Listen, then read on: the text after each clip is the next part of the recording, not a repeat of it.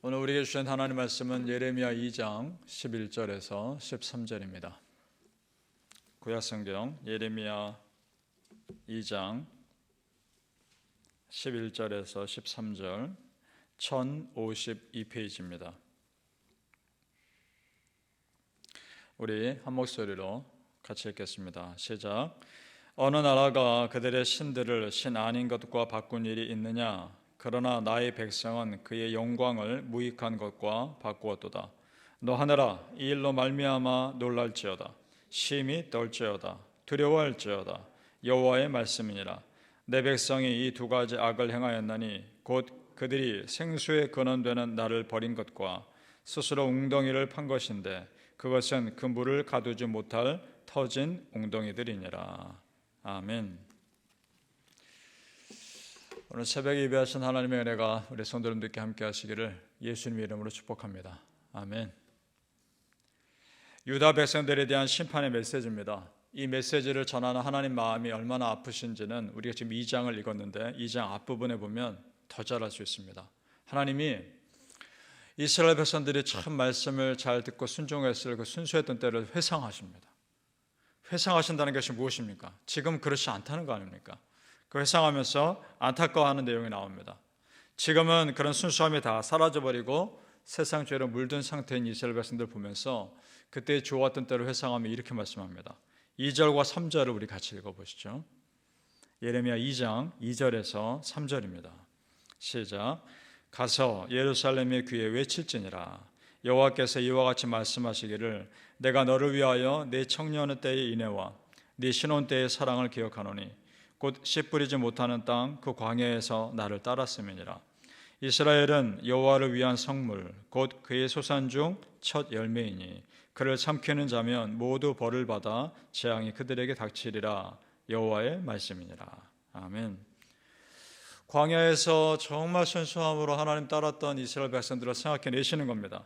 물론 중간중간 모세의 지도력에 도전하긴 했지만 그래도 가나안 땅에 정착해서 우상 숭배를 본격적으로 했던 것에 비하면 그래도 순수했습니다. 그래도 하나님 두려워할 줄 알았습니다.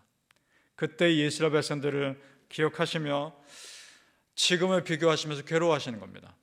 그래서 이스라엘 백성들을 괴롭히면 내가 그 사람들을 벌하시겠다라고까지 말씀하실 정도입니다. 그때를 이렇게 표현하죠.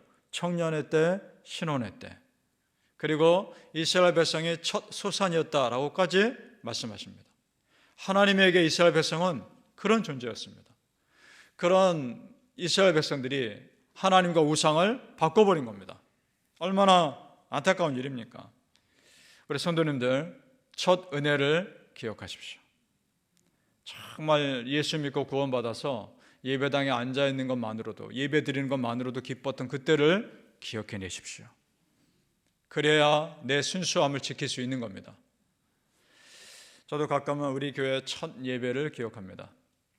예배드릴 장소가 없어서 고민하며 기도하다가 어떻게 참 놀랍게 연결이 돼서 태권도장에서 예배를 드리기 시작했습니다.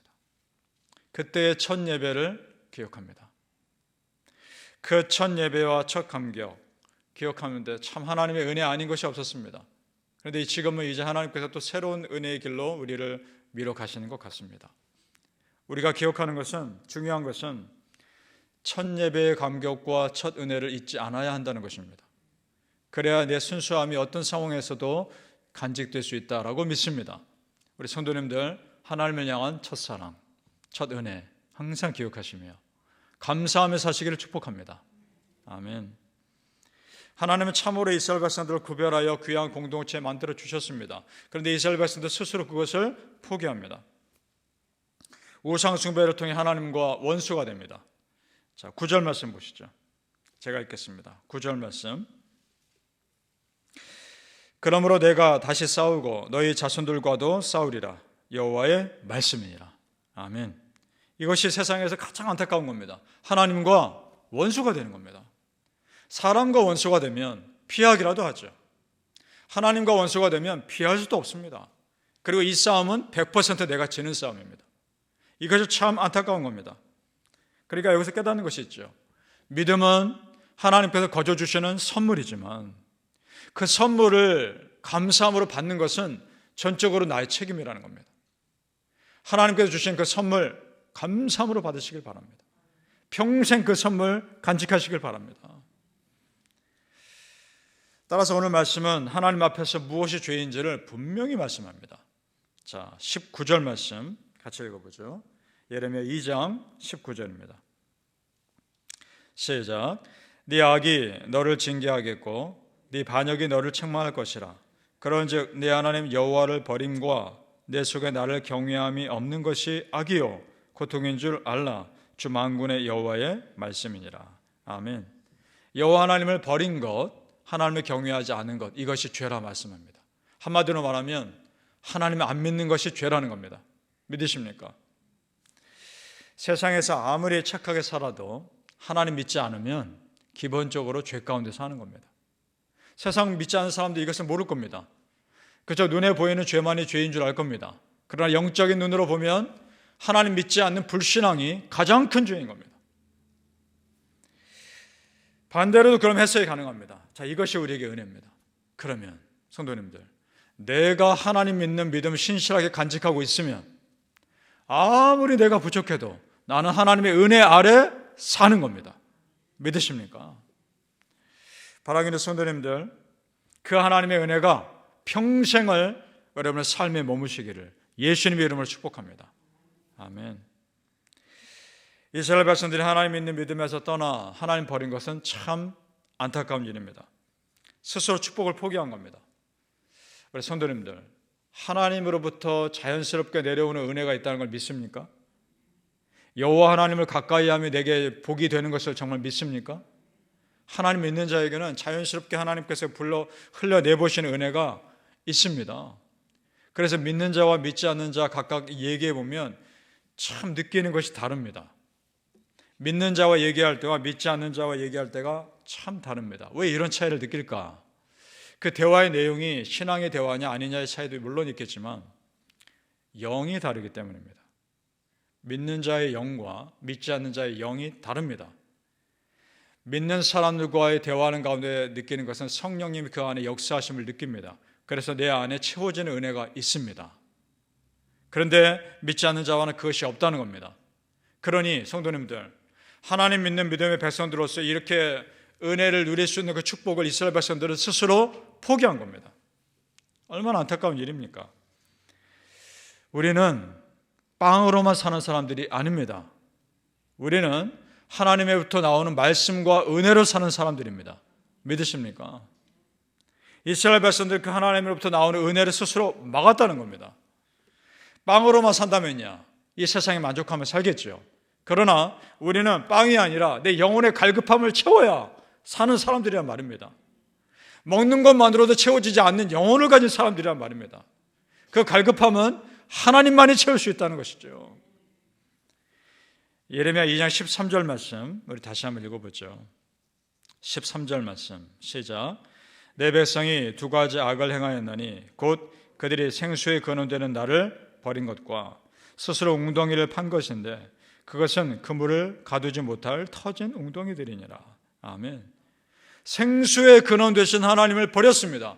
그러니 그 안에 갈급함을 무엇으로 채우겠습니까?